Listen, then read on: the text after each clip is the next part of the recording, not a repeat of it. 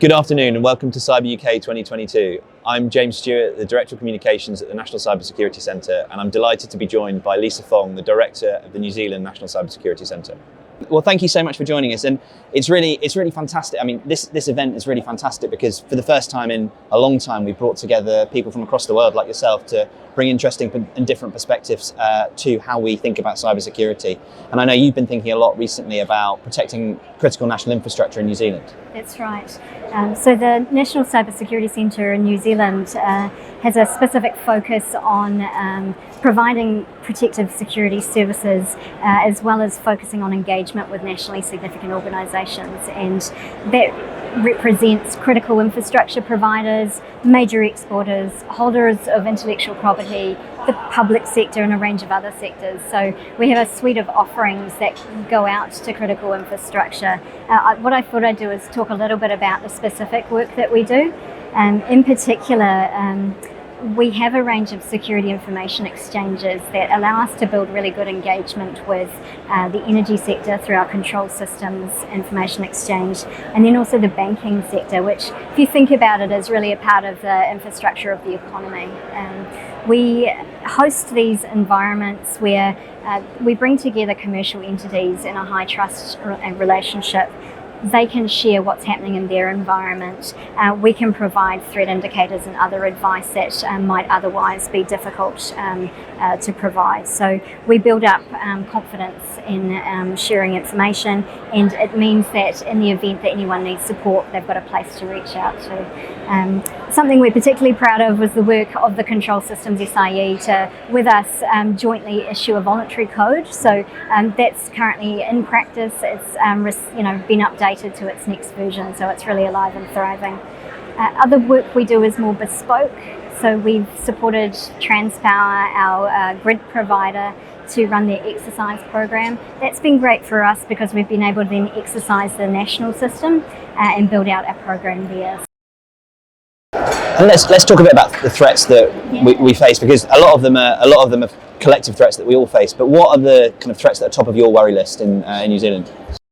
So what we've seen is an increase in the number of incidents we've observed, and amongst those incidents, a real increase, so doubling in effect, of the non-state actors. So it represents the availability of sophisticated tools in the hands of criminally motivated actors, which is a real change from earlier years. Equally, non-attributed activity is up, and that means that it's really hard to distinguish at those earlier stages of compromise between different actors. In terms of the supply chain, that's had a really significant impact for us, and that reflects global trends. There's been a real speed and scale of exploitation of vulnerabilities, which has been compounded by the global supply chains. We all benefit from those, of course, but it's also meant we're all vulnerable to Microsoft Exchange Server and Log4j. More generally, I suppose we are seeing a threat environment in which ransomware is prevalent, and a really sophisticated use of media and other levers to put a bit of pressure. And I know you've recently had to deal with the Waikato Health Service incident. Do you want to say a bit about that? Yeah, that's right. I mean, that's had huge impact for the health sector. It was one of 20 health regions, but because they had to shut down 5 hospitals, and we had medical professionals working with pen and paper, the remediation that happened on the technical front, of course, happened much earlier than the ability to stand up operations. So that impact that we know as cybersecurity professionals is immediate in operations was really understood, I think, finally by wider society. People really understood that the impact on IT is really one that's felt in strategy and operations. Yeah. What it represented, though, was some of the general trends around picking particularly vulnerable industries, and then also that use of media to try and leverage the pressure. We were quite disappointed in the media's response and around the protection of particularly sensitive information. But the silver lining to that terrible incident has been greater acceptance and understanding of that threat environment as part of the strategic consideration of all organisations. And it brings us back in the UK to the WannaCry incident, where there was a significant impact on the health service, and actually we took quite a lot of steps during the pandemic to make sure that as far as possible our health service was protected. But that is a really important situation you face there. Just one final question. I know a lot of our discussion here has been about the future workforce in cybersecurity. So I know a lot in New Zealand you think a lot about diversity as a critical part of the cybersecurity profession. Do you want to say something quick? I'd love to.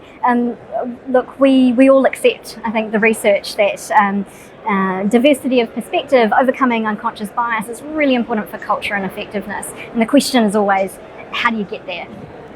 We've seen real effectiveness in setting targets. We've met our gender pay gap target.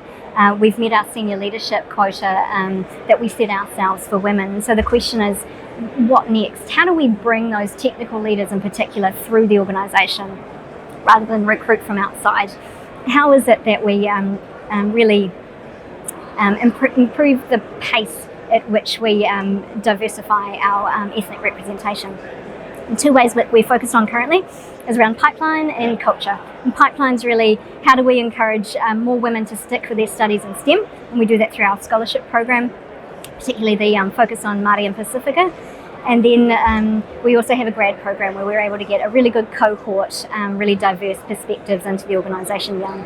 On the culture piece, we have great engagement surveys. I think people feel really comfortable bringing their whole self to work, but we also want to make sure staff have networks and connections that amplify those, identities around gender and sexual diversity, around neurodiversity, around ethnic representation. Our job is, of course, to not let staff have to do all the work, and we're really excited to have brought in our first Chief Advisor Māori to really build the framework for the intelligence community to engage with Te Ao Māori, so the Māori worldview, as well as have sustainable relationships with iwi. So that's our next step, and I'm really excited to be there. Sounds great. Lisa, thank you very much for taking the time to join us at CyberUK. Thanks so much. A lot.